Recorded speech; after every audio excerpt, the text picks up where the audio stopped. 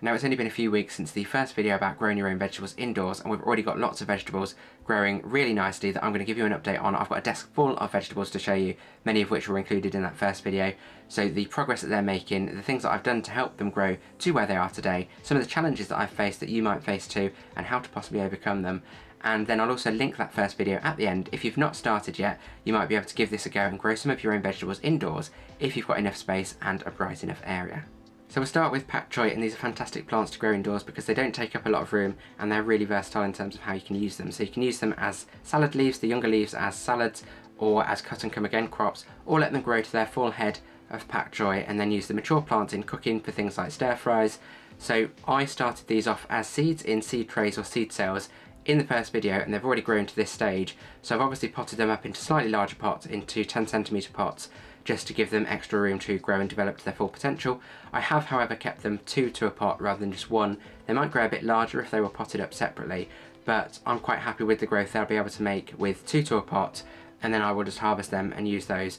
And the great thing with these as well is they're such fast growers, as you can see, that I can get a few harvests of these throughout the season, so you can successionally grow these. So what I will do is, now that these are at this stage, if I plant some more, once these are ready to harvest, then I'll have some more already grow into this sort of stage in a month or about 6 weeks or so, and then soon they'll be able to harvest as well, and I'll keep doing that so they get a continuous harvest of pak choi throughout the growing season. So now on to rocket, another leafy green and another great one if you have limited room and you want something that's easy to grow and fast growing with a really high yield. So you can grow lots of rocket in a small space. So I've got 10 to 12 plants in this tray, and what I'm going to use these as a live salad tray, so I can cut and come again, and then it will replenish the leaves between harvests, and then I can just keep taking leaves as and when I need them for things like salads or even cooking, because rocket has a really strong peppery flavour, so it can be good in some cooking as well. They will eventually become spent once they've been harvested a few times, so then what I will do is, just like with pak choi, successionally so plant another tray of these up from seed in a couple of weeks, so then by the time this is spent, the other tray will be ready to start harvesting again and get that continuous harvest of homegrown greens throughout the season. So these ones are just about starting to develop their traditional rocket shaped leaves, so they will be ready to start harvesting soon. A little bit small at the moment, but I'll give them another couple of weeks and then I'll be able to start using these shortly. So just like the rocket, these are mixed salad leaves. You can mix rocket in with these if you wanted to, or keep it separately. So these are different types of lettuce. You can buy seed packets that are already mixed with different types of lettuce, put them in the soil, and this is the kind of thing that you'll get, all different sorts of lettuce in the same tray.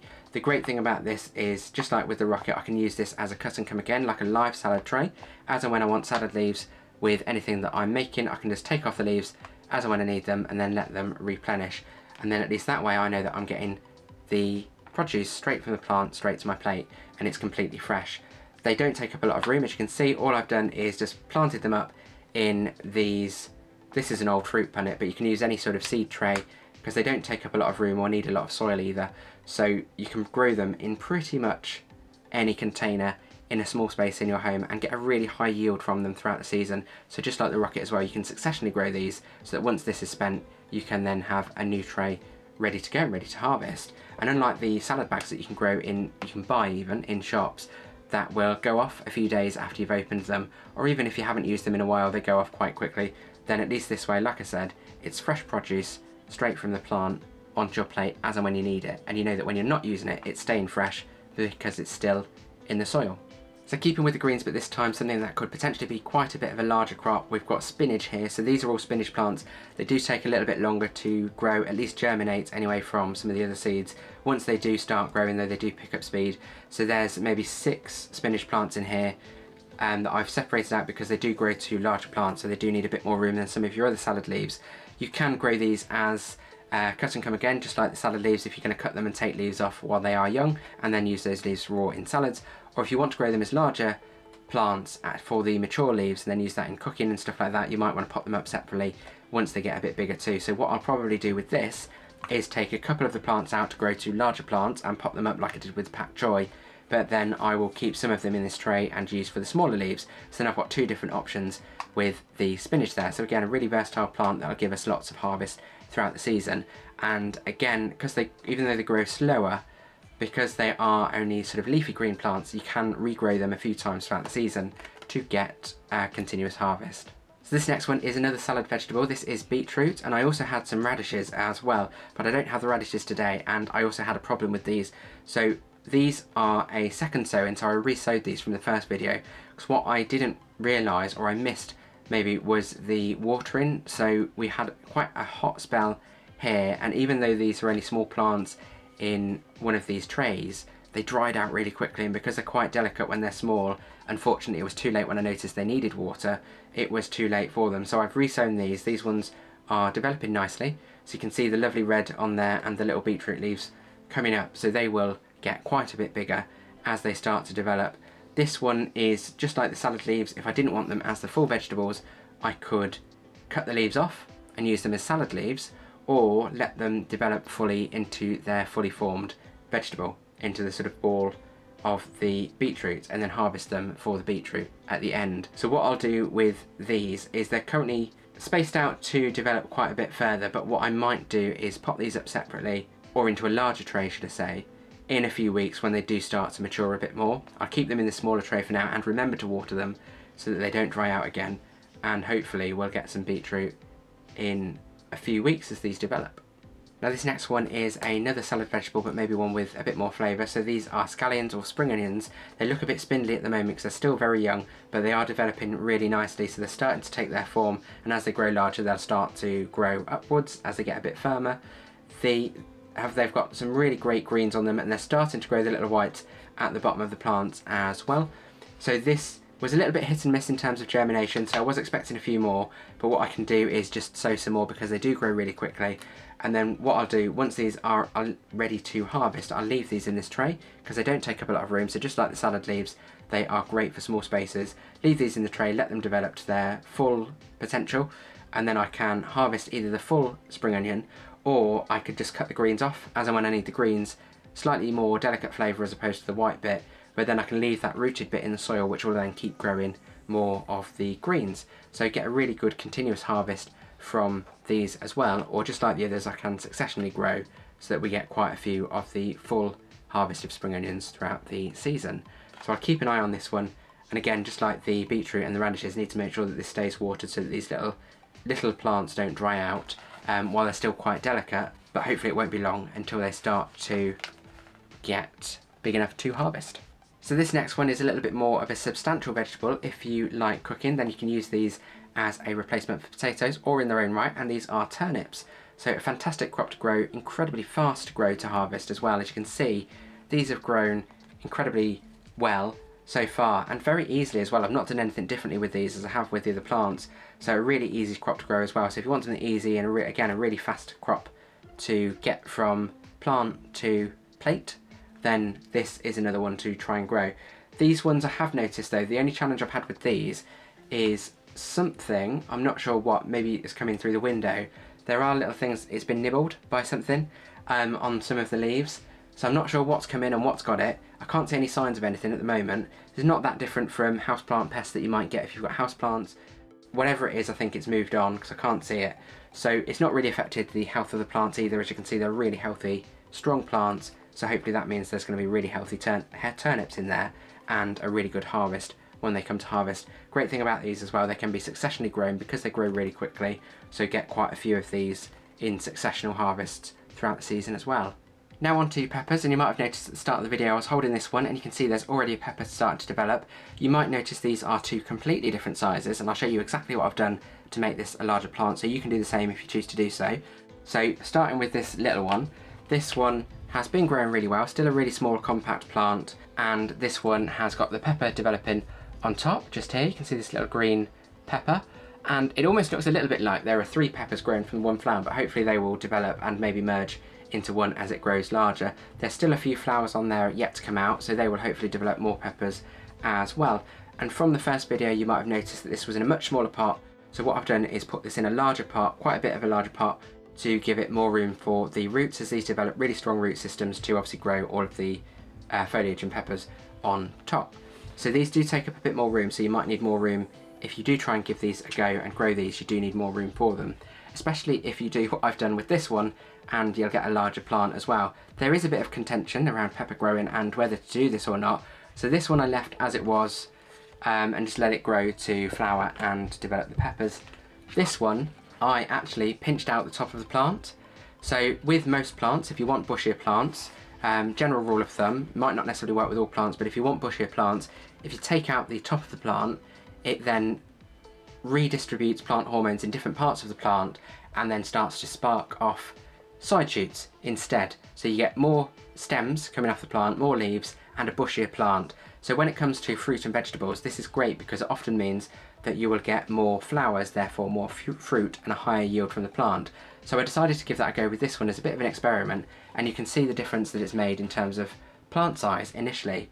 So when I took off that central stem at the top, literally just pinched it out with my fingers, it has actually branched off. So there's maybe 3 or 4 points now at the top of this plant. There's about 7 flowers that I can see, and even the side shoots have started to come up here, and there's another one just here. As well as down the plant, you can see where this leaf is, there's a side shoot on each of these leaves starting to come up. So each of those are starting to develop, or have the potential to develop, flowers as well. So obviously the more flowers you get, the more potential fruit you get. There is a balance. Of course you don't want a plant that has too many flowers, too many fruit. It doesn't have the energy or nutrients to actually develop those fruit to the full potential to be harvestable. So what I will probably do is keep an eye on these smaller shoots, maybe stop these from developing, but I will keep the ones at the top and then hopefully get a lot more peppers. As you can see, it's already a larger plant and there's lots of potential there for more fruit. So if you have limited room and you can only have a few of these plants, maybe pinch them off at the top so that you get fuller plants but then get a lot more fruit from just the single plant, as opposed to having lots of little plants giving you a smaller amount of fruit. So I will see how this gets on. I'll give you an update later, at a later stage, to see how many fruit we get from this one as opposed to this one. Now, quite similar to the peppers, we've got tomatoes. So these, as I mentioned in the previous video, are actually related to peppers. So if you are using any fertiliser for these, you can use them across the two.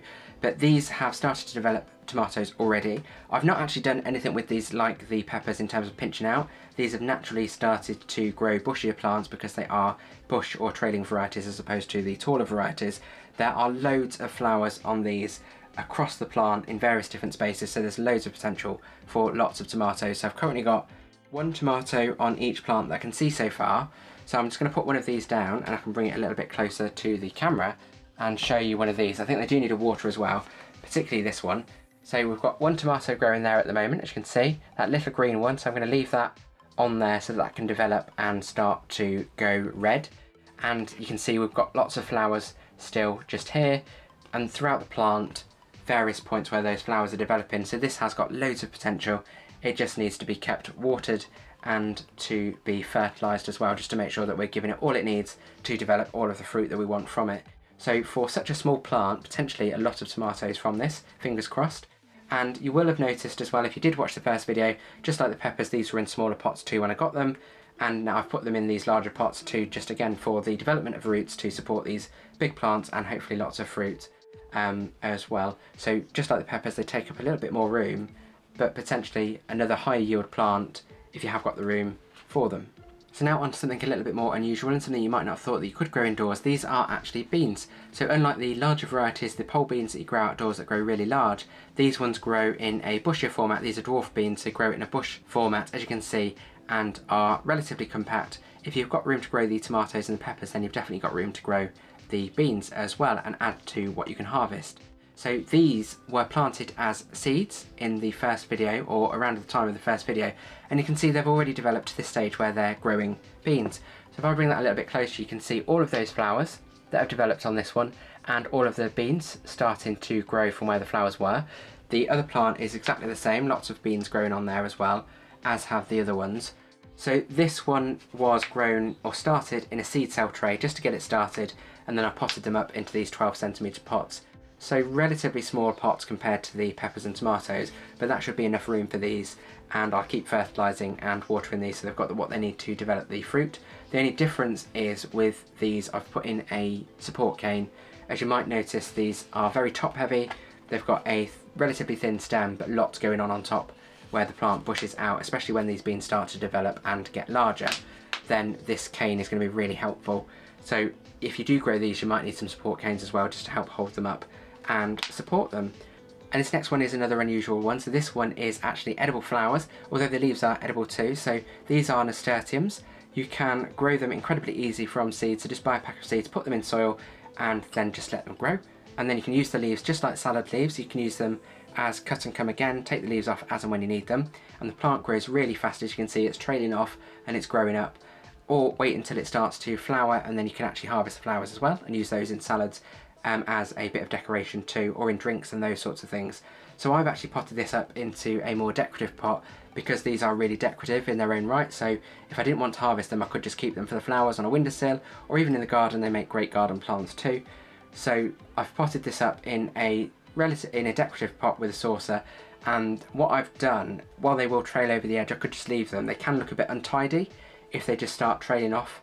I've put some support canes in, just like I did with beans, just to help them grow up as well as across, so I'll get a really full plant in this pot, and hopefully lots of those wonderful leaves and flowers to then harvest and use in salads. And these have a peppery flavour like rocket, but quite a bit sweeter or floral, so a really unusual flavour. If you want to give these a try, they're incredibly cheap to get and grow, and really easy to grow as well.